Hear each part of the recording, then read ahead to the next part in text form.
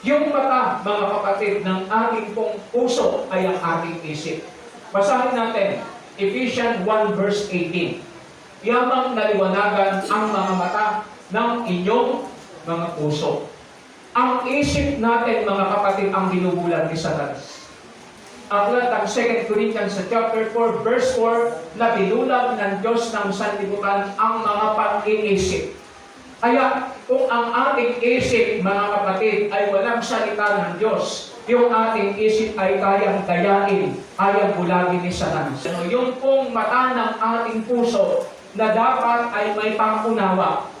Kasi dapat yung ating isip may pangunawa yan. Hindi dapat tayo umikitin sa ating pong pangunawa. Kaya sabi ng awit 119 verse 144, bigyan mo ako ng pagkaunawa sa iyong mga kautusan, sa gayoy mabubuhay ako. Yung mata